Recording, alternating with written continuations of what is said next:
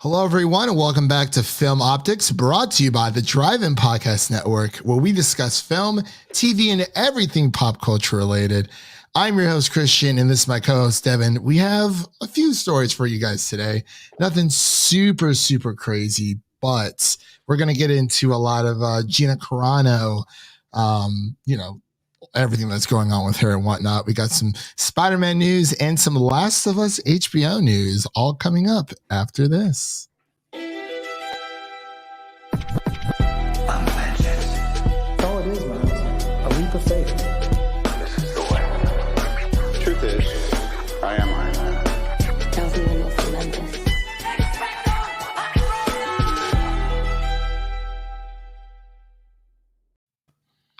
All right, and we for Gina Carano, this is not the way. This is not the way to do it. It is not at all. Not at all.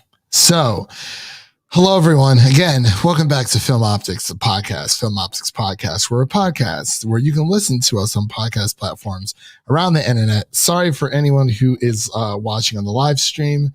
My mouse is not responding half the time. It's just not. It just will not let me. It is what it is. Anyway, you can listen to us on podcast platforms around the internet. And make sure to follow us on Instagram and Twitter at Film Optics. That is Optics with an X for all of our latest announcements. And Devin, how's your week been, man? I mean, we're here on a Saturday. We usually do these on Fridays, but life happened, so we kind of had to adapt to our situation. Just got back to Chi-Town last night. It was nice. It was actually a pretty quick drive. Yeah, didn't feel too long, but there was a mountains of snow here. More snow than Cleveland. Yeah, there's more black ice here in Nashville more than anything else. But I mean, it is what it is. I'm dog sitting this weekend, so that's a lot of fun. Fell out right outside on my ass. So actually, okay. So another thing, we're gonna try not to cuss as much unless it completely warrants it. I think with this first story, it may or may not. I mean, it just depends on how we feel about it. But I want to try to keep it a little bit more PG-13. We'll allow one cuss per per pod for both of us. So I just want to try to get that going. But yeah, man, it's been crazy here in Nashville. There's not a lot of snow, but there is black ice pretty much anywhere you go. I was taking my friend's dog out. His name is Manny. Manny. Yeah. I had to lock the door because he was being too loud. But I completely just fell on my butt earlier on today. I almost had a fall earlier today, but caught myself, thankfully. Oh my gosh, it's crazy. It's not even snowing here, which is the crazy part. But it is what it is, man. But yes, this is the Film Optics Podcast. We're going to be getting into our news of the week. If you're new here, we usually do our news of the week first, and then we will get into our Wandavision episode 6. Did it right this week. No season 6, episode 6.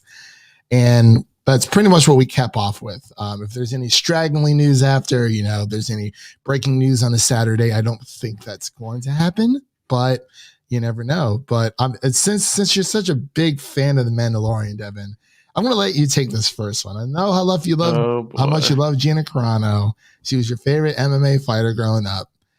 Give me the details. Gina Carano. Oh, what a fool. What an absolute fool. So I'm sure everyone by now has heard about her pretty disgusting comments she's made on social media. I guess they weren't really comments; they were posts that she put on her Instagram, I think. Long story short, she was basically comparing being a current day Republican to being a Jewish person during the Holocaust, which is just yikes. It's just terrible in every way. Yeah, you just can't do that. You can't say that. It's not a thing you should be doing. No, it's not a thing that anyone should be doing. So it's come on now. And Disney has officially dropped her from The Mandalorian. She is no longer on the show. Get out of here. Get her out. You are the weakest link. But of course, a couple days later, she got picked up by Ben Shapiro's production company. They're going to be Of making course. stuff. Like, obviously, that was going to happen. She's going to be a star for all those poor Republicans who just can't live nowadays. It's a hard life. I don't know how they do it. I don't know, dude. It's some crazy stuff. Okay, see, that wants to work. You're just people who are listening on live stream, you're just gonna have to deal with the StreamYard thing down at the bottom because I think my mouse is just busted right now. Anyway, Gina Carano, she's not everyone's favorite person right now, and of course Ben Shapiro is the only one who kind of wanted to pick her up. She's gonna be a star in their little world. What's her hashtag? They can't cancel us or something like that? Something dumb like that. So dumb. It's just, I mean, like, it's not like she was a very important person on The Mandalorian. Yeah, I was going to say, like, I liked her character, but I always thought her acting was just subpar. Yeah. Like, her character was pretty cool, but you can definitely live without that. Yeah. Oh, absolutely. Like, it is. And they kind of, like, wrote her off in the second season. Like, she wasn't that much important. In there. And she kind of just got left off on an note. Yeah, I don't know if it was Lucasfilm or like the actual agency that she works through. They were like looking for a reason to like let her go. I mean, yeah, because this is not the first incident. This is just the worst, probably the worst one that really broke the camel's back. But there were other ones where she's just not doing good things. No, not at all. And then there's all these people on social media that are comparing this to when Pedro Pascal compared Trump to Hitler. It's just a completely. I think that's a thing. pretty accurate representation or pretty fair comparison. It's just so different, like just without the genocide. But of course, yeah, that is totally different. Yeah, your political views should have nothing to do with, I wouldn't compare that to like an entire race. You're not getting murdered for your political views. Yeah, not at all. But anyway, we'll move on from Gina here. Like I said, she was in 3-4 episodes tops between 2 seasons. She wasn't really that. Do you think they'll replace her though, or just write off the character entirely? Do you think Cara Dune will get a new actress? What if they pull like a Rise of Skywalker? Somehow Gina Carano has died just like out of nowhere. I want her to have like an off-screen like Jar Jar Binks death or something. Just the most embarrassing way to die. I mean, like if they did, I mean, I'd be fine if they replaced her, but like it would have to be someone. Her character is just like not that important. Yeah, like I mean, if she serves like no real purpose besides like rescue missions or something like that, I really don't think that's going to like kill her, or like I don't think it's gonna hurt Disney at all, because literally like everyone was saying, hey, fire Gina Carano, and like that was trending on Twitter, and then like hours later they're like, yeah, she's been let go. So it's like, oh wow. I mean, if they do, that's cool. If not, I can kind of just live without the character. I mean, yeah, like she'll always be like a part of the show, but I mean, it's not like she did that much anyway. Like she was kind of just there. So I don't know. It is what it is.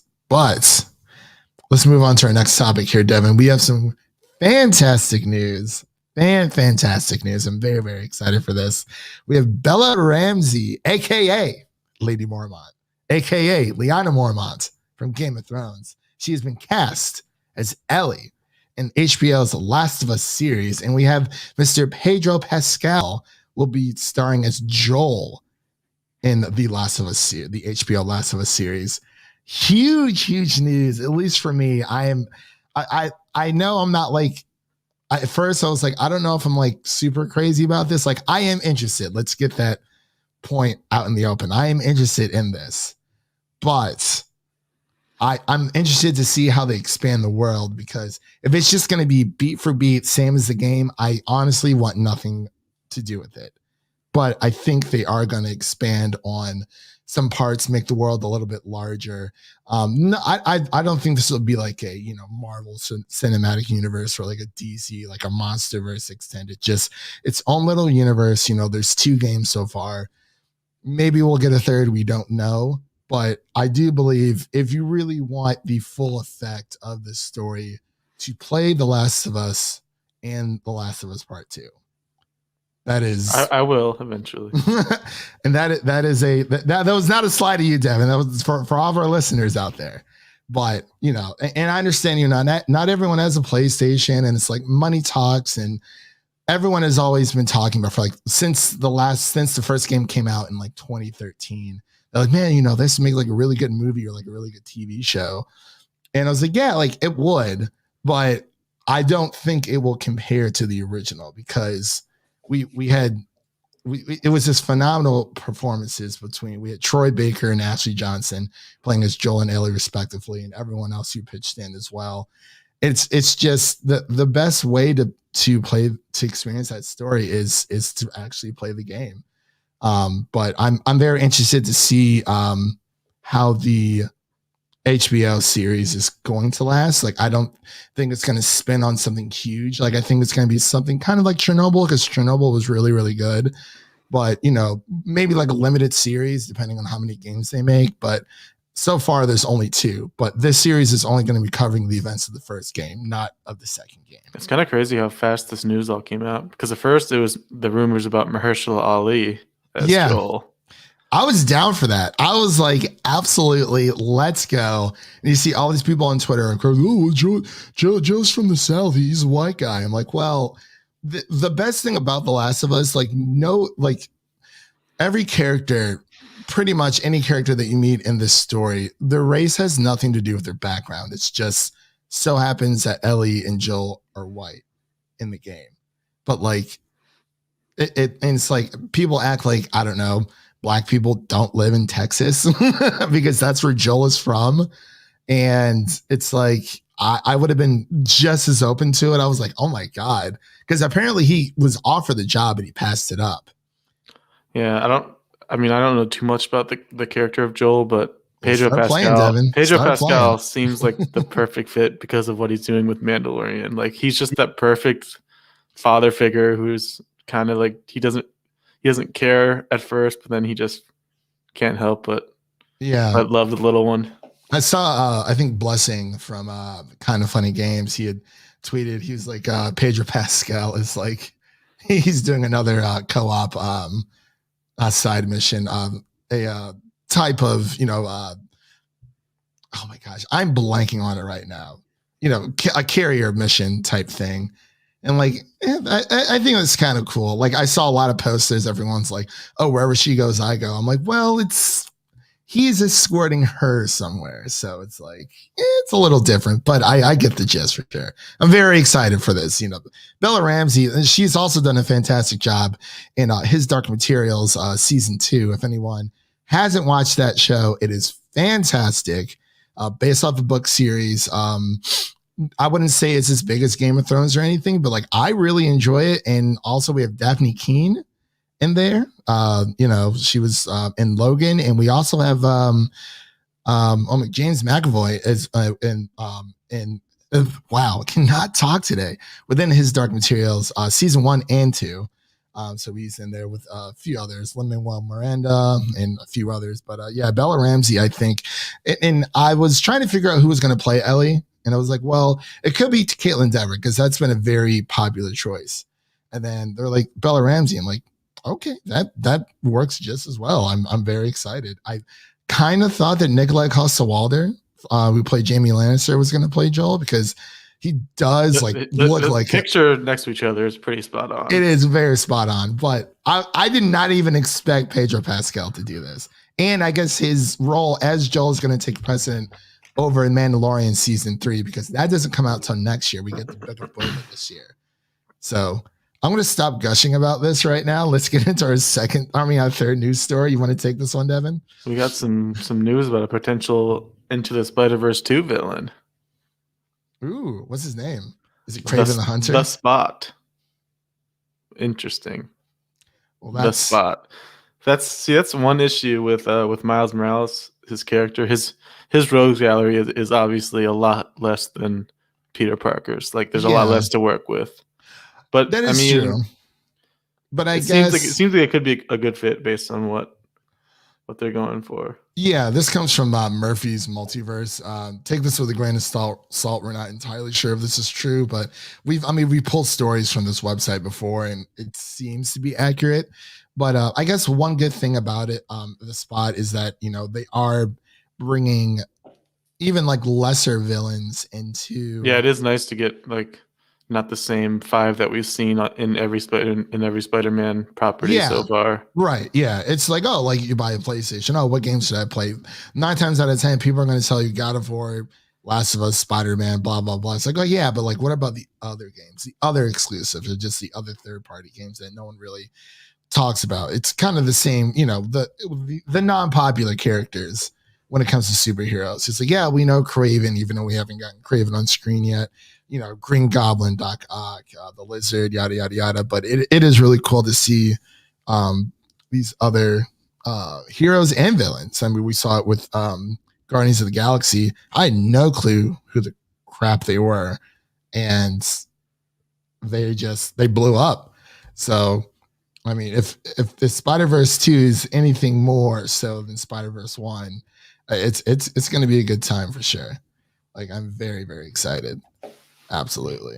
But we have a little bit more Spider-Man news here coming up. We have Tom Holland denies, quote unquote, that Andrew Garfield and Tobey Maguire will return in Spider-Man 3. I don't believe this for a second, Tom. You gotta do better than that. Come on. He is literally the worst liar. I think this is just him overcompensating for all the times he spoiled stuff in the past. So now he's just gonna lie and say that something's not happening when it's definitely gonna happen. Oh, he was like the worst chatterbox in the world. And it's like, he's like, oh, Spider-Man's in space. Blah, blah, blah. But it can't be as worse as Mark Ruffalo when he literally said everybody. The entire ending. And Don Cheadle's like, dude. Bro. I think between the Russo brothers, they did say between Mark Ruffalo and Tom Holland, they were like the biggest chatterbox. Like they had the biggest issues with them when it came to like spoiling things. So I don't know. I mean, what do you think of this? I don't believe it. He's lying. He's a bad liar. Do you think both are going to be in or just one? I mean, he could be doing the thing where it's like technically he's not lying because only one will be in. But yeah, if you have one, why not? I mean, we don't really need Andrew Garfield's Spider-Man. So I was just about to ask you. If you had to pick one. Important. So yeah, we can just throw. We can just throw this maybe. We can keep his Gwen. Yeah.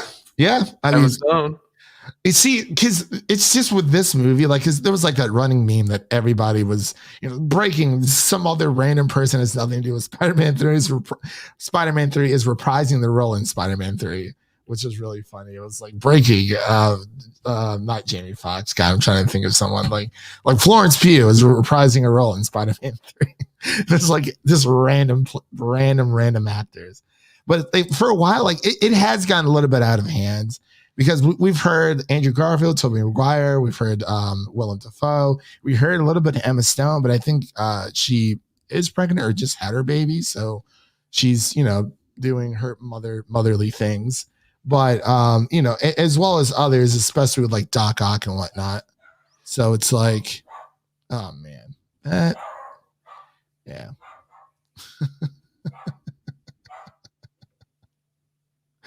I don't know what he's barking at. Sorry, guys. Can't live without him.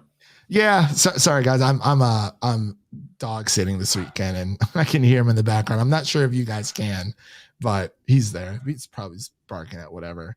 But yeah, I don't believe Tom Holland for like a second. Like, nice try, Tom. Nice try. Yeah.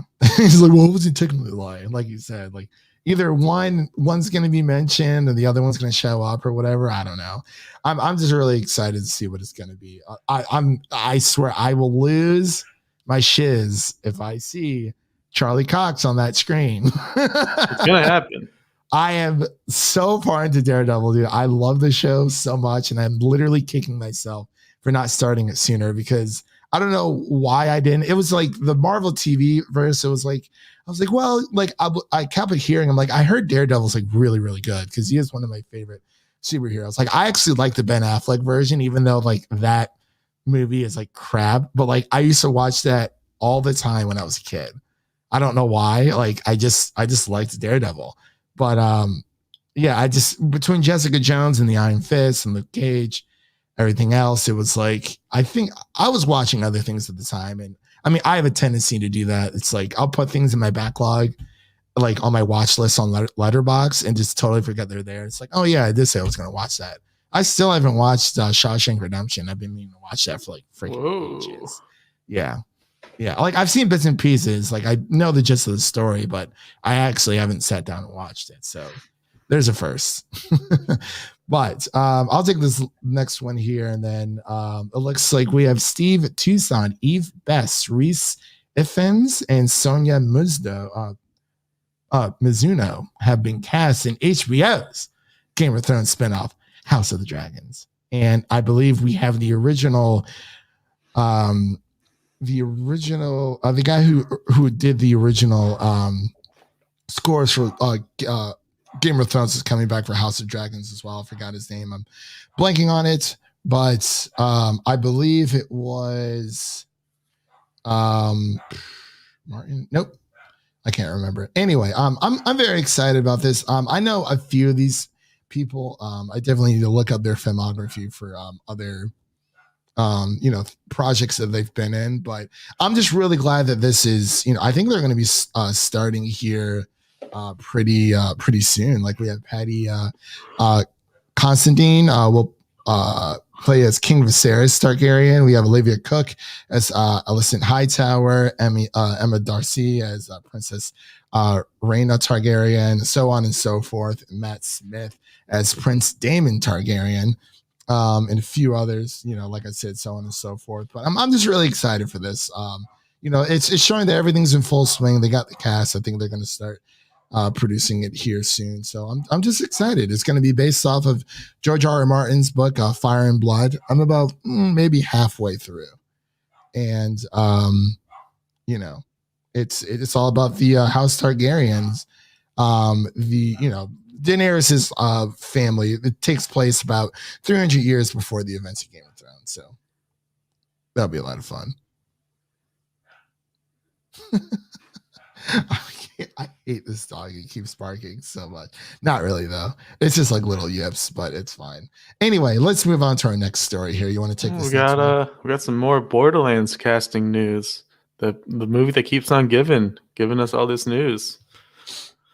Jamie Lee Curtis as Dr. Tannis, which I don't really mind. She kind of has that look. She's got the short hair, kind of tall. She's got that wise scientist type look that Tannis has in the games. But then the one that I am excited about, Jack Black voicing Claptrap. That's a good fit.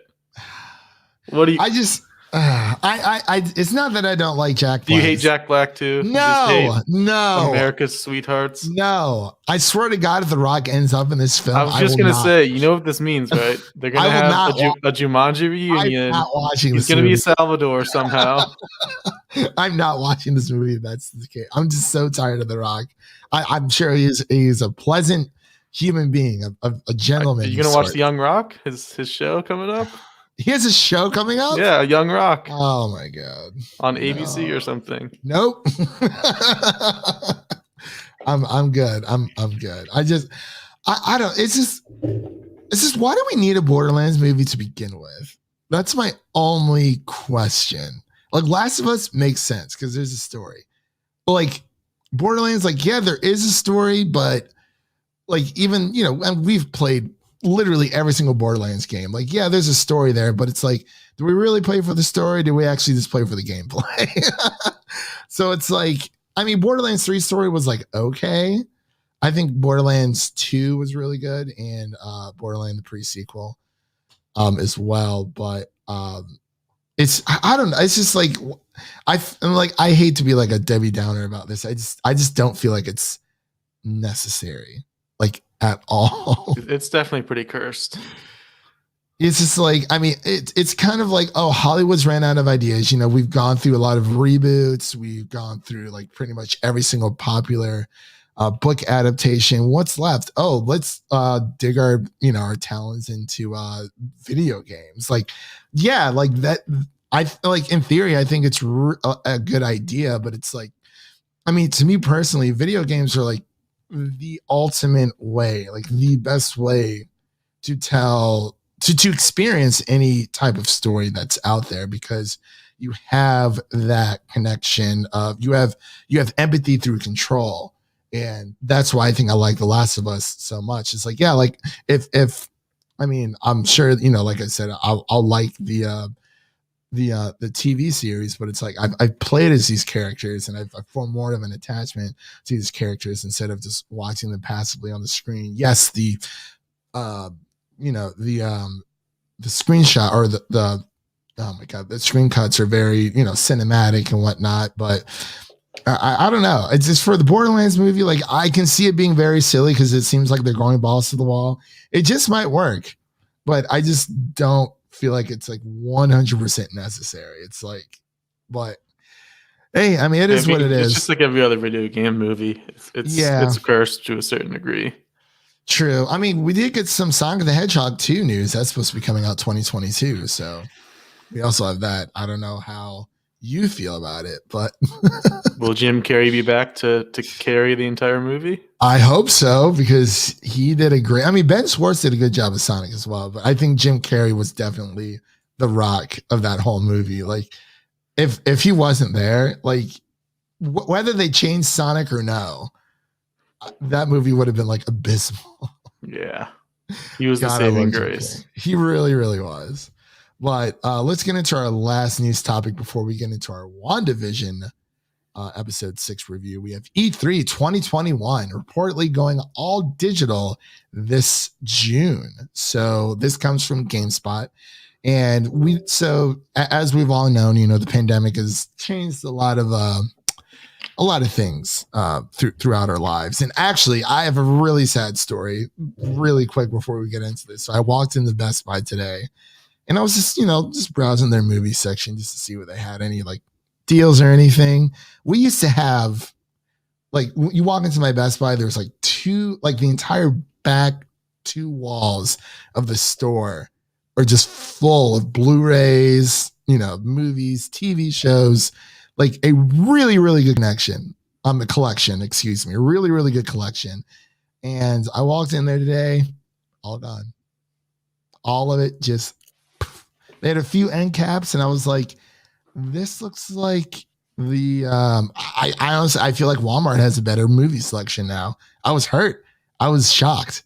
And I went up to the one of the guys who worked there. I was like, hey, like, what happened to like your entire movie collection? Like, what happened to all the physical stuff? They're like, they send it back to warehouses because of COVID, and there hasn't been any new movies coming out. Like, we would have already had like Black Widow and like Wonder Woman out on like Blu-ray, 4K, whatever you want to call it. And it would have been sitting on my shelf right now, but they decided against it because there aren't any like, there aren't a lot of new movies coming out right now. So they just sent it all back. Sadness. I was hurt. I was like, oh my God. I'm like, what? You could have just sent them to you. I wish they did. But yeah, literally it was just, there's like a few things, like there's like some Star Wars stuff, some Game of Thrones stuff, more of the popular stuff, but it has dwindled down like a lot. It is slim pickings over there. And I was like, wow, okay. So I scavenged through the damage, and I found something.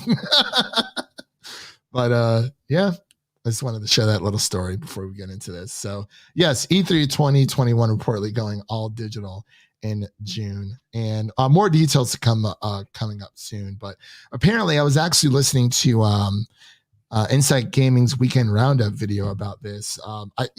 For anyone who wants to attend any of these major companies, they have to pay like a 6-figure fee.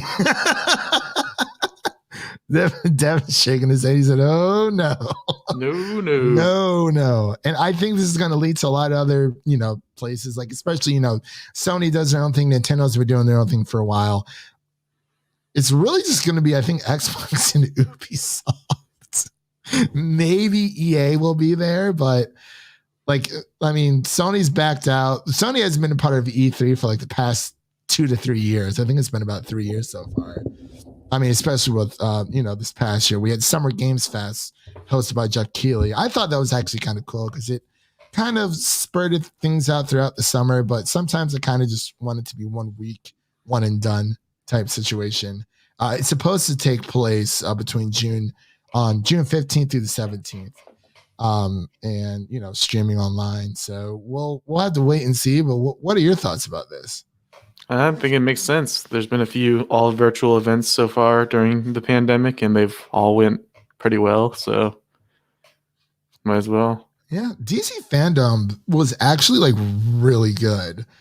Like you didn't have to just sit there and it's like, oh, okay, well, you have to tune in, this time for whatever. You can kind of just like, I liked how you can make your own schedule. It's like, hey, here are the things that I'm interested in.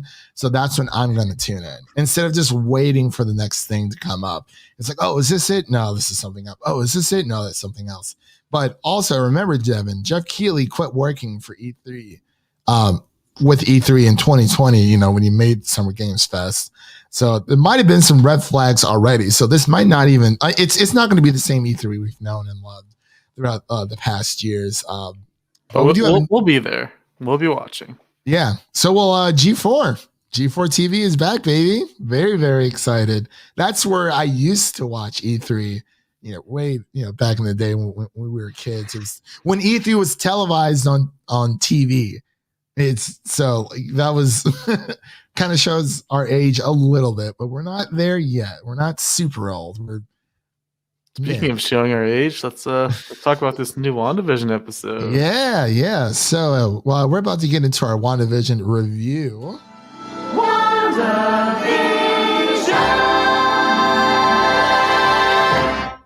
That was a nice segue, Devin. I like that.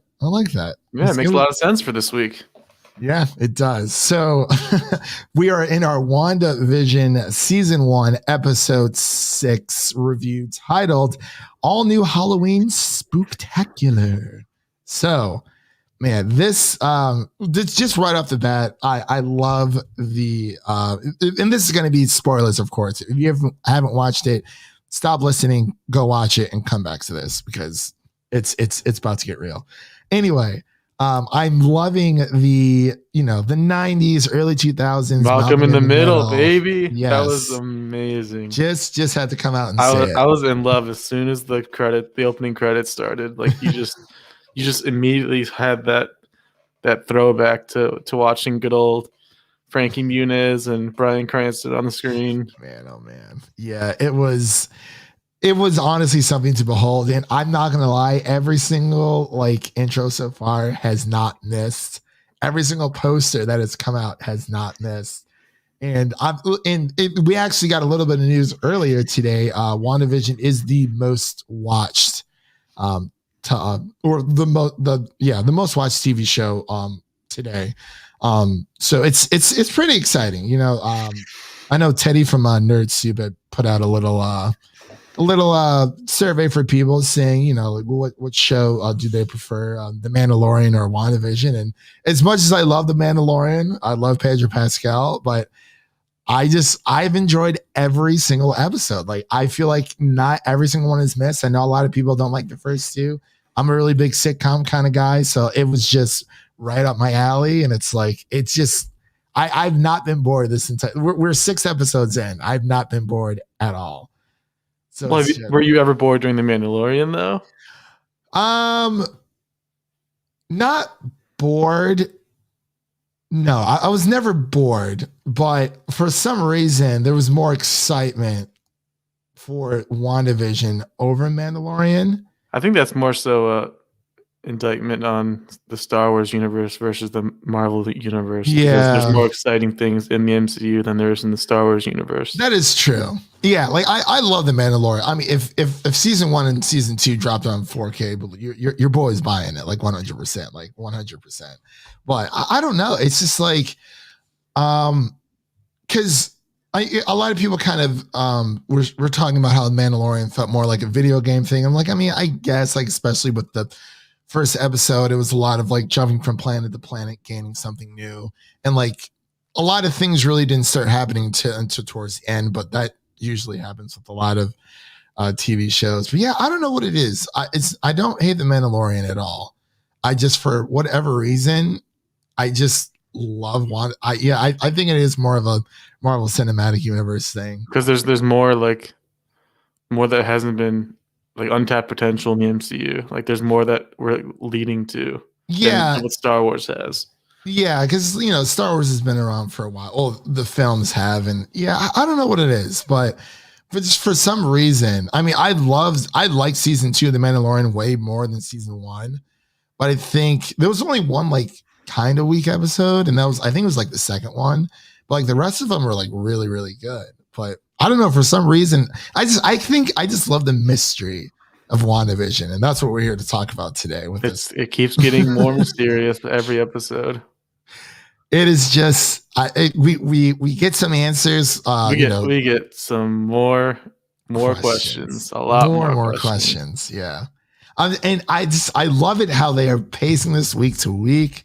I want to commend Disney for sticking to the traditional method. Like as much as I would like to watch all this at once, like this needs to be digested. This show was meant to be dissected when it came to all the clues and whatnot, because it's just, I mean, I sometimes I do prefer week to week over all at once, depending on what it is. Like I think Solar Opposite season 2 with Hulu, they usually just dump them all on there. I think they did the same thing with season 1, but like there isn't a lot of things to like dissect in that show. But like with this, this is part of a grander universe, and it's just, man, I loved Pietro. I mean, there's so much happening with him. I'm starting to grow. He's starting to grow on me a little bit now, because he kind of plays like the way they're putting him in as the annoying older brother, like the Francis role, like that was so perfect. He fits that role so well. Yeah, I was gonna say either and then you have I would say Reese, Dewey. It was Dewey, right? I think so. Yeah. Reese, Dewey, and Frankie, or Malcolm, excuse me. They're kind of combined in with Speed and Wiccan, which for those of you who don't know, they have their powers now. That's exciting. Their power set. And it's Halloween, which there's been a lot of theories out there. Everyone thinks that Evan Peters is Mephisto because he makes that one little joke with like, oh, he's not gonna die twice. Yeah, that, and he says something about like spawn hail Satan, not hail Satan, but something like release the demons or something like that. I'm blanking on. I meant to rewatch it before this, but I didn't have time.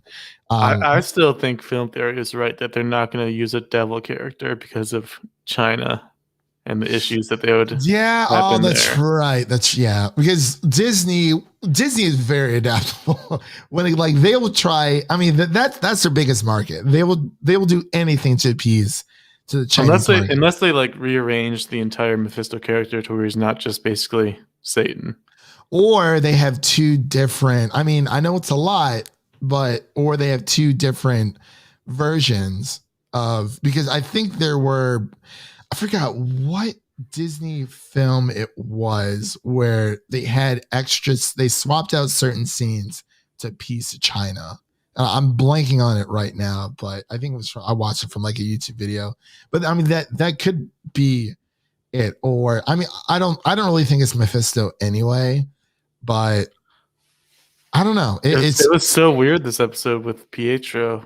First of all, did you see that Kick-Ass reference? Yes, the Kick-Ass reference. So meta. Like, was amazing. Wanda's breaking the fourth wall like over and over again. Well, I mean, so it's Pietro. He was like, hey, she's like, what happened to your accent? He's like, what happened to yours? And she was like, oh, like, hey, that's a fair point right there. Like, I'm just, oh my God, I was head over heels. Like the way that this entire episode was shot, well, especially, when they're showing within Wanda's, the hexagon, it was shot exactly like it was Malcolm in the Middle. Like it was fantastic. It was just such a jolt of energy because everyone was so like hyped up. Everyone's talking to the camera. You can just feel that early 2000s energy.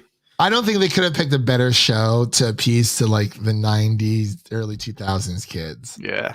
Like, I mean, if it was Jake and Josh, maybe, but like, I It think just pumped me up so much because that's us. That's our childhood right there. Yes, it really is. And and of course we have Vision, who's he's starting to unravel the truth, and he goes on his own little investigation and whatnot. And it what it wanted to say, she said, "Don't go past Ellis Avenue," I think it was. And it's like, it seems that obviously her powers are more focused in around her, but it's like the farther out you get, it's like people are like barely moving. Like we even see someone trying to hang up some kind of Halloween thing. You see that tear drop down her eye, and it's like Vision's feeling for these people. He's trying to figure out what's going on. He doesn't remember his life, before Westview, and it's just crap hits this the episode fan. is just more proof that Wanda is holding back. Like she could have the whole world under her control right now, but she's choosing to keep it small, just a little city in New Jersey. Yeah. Just a couple hundred people, but she knows what she's doing. Yeah. Because when she's talking to Pietro, it's kind of like Pietro knows like what's going on, because he seems very self-aware as well as that was the crazy part too, Herb. because Pietro mentioned the last thing he remembered was getting shot 2 times. So it is MCU Quicksilver. He doesn't, but he thinks he's MCU Quicksilver, but he's obviously X-Men Quicksilver. Well, see, and like for us, because it's kind of like how, so like with the Fresh Prince of Bel-Air, there was 2 Aunt Vivs. Yeah. And it's like, they kind of made it like, like they went from a more darker tone Aunt Viv to a more lighter tone Aunt Viv. And it's as if like nothing happens kind of thing. It's like you kind of just have to roll with it. Yeah, it was a recast. So I feel like maybe that could be happening, but of course we know Evan Peters as Quicksilver from the Fox X-Men franchise. So it's like maybe he is just playing Pietro, just the MCU Pietro, but it's like, hey, we've had one, and I don't really know what happened, with his contract, but they got Evan Peters in, and there was some kind of video out there between like all of like the other X-Men film, and it was Cyclops and Evan Peters. I saw that. Yeah, he knew. Like, he knew. He was like, well, just because you're Quicksilver doesn't make you an Avenger. I was like, wow. He knew, and he's like, legally I'm not allowed to talk about that. That's exactly what Evan Peters said. So I was like, oh, okay, that's it. The signs have been there all along. Obviously, I'm sure they've had this plan for a while, but it's been playing off so great. And like we saw, Billy and Tommy, Speed and Wiccan get their powers are starting to manifest, and Wiccan is he notices that Vision is he wants out. He's trying to figure out what's going on. We don't know if that's just a made up version of Vision, or even if her children are made up, because even in the comics, I think her power, Scarlet Witch's powers were starting to get crazy out of control. I don't know what issue it was, but she essentially, created her 2 children, but like they weren't really real to begin with. And then someone had I think they had disappeared, something had happened, and she was freaking out. So like maybe they are just in this universe, or maybe just within WandaVision, maybe they manifest and become real, but I really don't know. It's very it's interesting. But we see kids in this episode everywhere. Yes, a lot of kids. Kids are sleeping in their beds. Somebody told you there weren't any kids last week, and she fixed it. Yeah, I think they definitely were just sleeping in their beds, because I mean, yeah, Wanda's crazy, but I don't think she would hurt the children like that. It's like, okay, well, it's like she's got to draw the line somewhere, but I don't know. Did you have anything else you wanted to talk about? I'm sorry, I've been rambling on here for a while. There was a surprising Agnes scene in this one, because up until this episode, I was 100% certain she was, if not the bad guy, a bad guy. But this scene, she's seems like she's under Wanda's control, just like everyone else. She was kind of just blindly sitting there staring at nothing, Then Vision Yeah. snapped her out of it, and she's like, "Oh, Vision, you're an Avenger. Save me!" And he's like, "What's an Avenger?" Yeah, it's like she's like, "Are you dead?" It's like, "No, why? Because you are." It's like, "What? What do you mean I'm dead?" And he's like, and he almost breaks through the barrier, but it's like, It's killing him as he's leaving it. Yeah, oh my gosh. Like, I was like, that's exactly what I expected. It probably is Vision's body. But then again, we never saw her leave with Vision's body when she breaks into the facility. But of course, we had, Jimmy Woo and their little ragtag gang. Darcy got sucked in. Yeah, Darcy got sucked in, and Scarlet Witch, she wanted to start expanding her territory even more because, she was freaking out. She's trying to save, quote unquote, save Vision. And that's literally like pretty much the end of the episode. And I was we have to figure out who Monica and Jimmy Woo are going to meet, because that's one cliffhanger we got this episode. They were on the way to go meet the physicist or whatever that she mentioned the last episode. Everyone thinks it's Reed Richards. Yeah, and like that's the easy choice, but it seems like it's too small of an introduction for Reed Richards. Who do you think it would be? I saw someone online say it could be Blue Marvel. I don't know too much about him, but he's got a relationship with Monica Rambeau in the comics. Like, they were in relationships. That would make some sense, and he is a scientist as well. Okay. Yeah, I mean that could work. And I think she did say they're meeting a guy. She said he this episode, I think, right? Yeah, it's he. So, because I thought it could have been the if it ends up being John Krasinski, that would be insane. There's no, I mean, Elizabeth Olsen mentioned that there's a Luke Skywalker level cameo coming up. See, okay, so was she? That was not referring to Evan Peters. Are you sure? There's someone else. Are you sure? Because it could be him. Bettany also mentioned that the finale is going to blow everyone away, and it's going to change the way we view the MCU forever, is what he said. Oh, if it is Magneto, I'm going to lose. I think it's going to be Magneto. Which one though? Michael Fassbender. It has to be Michael Fassbender. I'm sorry, I love Ian McKellen, but he's getting up there in age, and Disney they want this to run for a super long time, unless it's like a older version of Magneto. Somehow, I really don't know. If it is Magneto, either way, I am going to lose shit. Daddy's home. It has to be Michael Fassbender. The whole family's got to be there. Or like, or even if it's like a young, like even if like James McAvoy somehow gets into it with a younger Professor X, that would be really cool. But yeah, it seems like a lot of 3 more episodes to figure it out.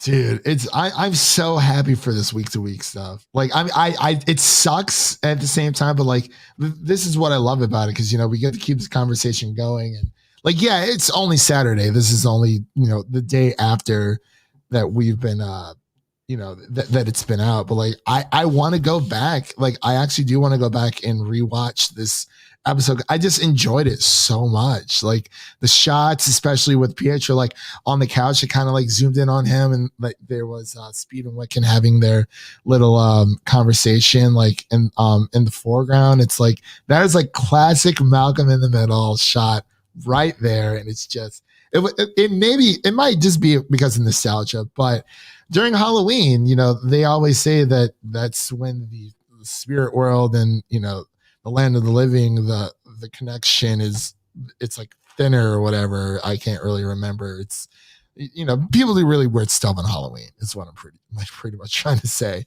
But man, it was just another great episode. Like, we mentioned it from the very beginning. Every episode is getting better than the last. It's just, oh man, like I really hope Disney pumps these out on Blu-ray at some point. Like, I understand you want people to stay subscribed, and that's totally fine.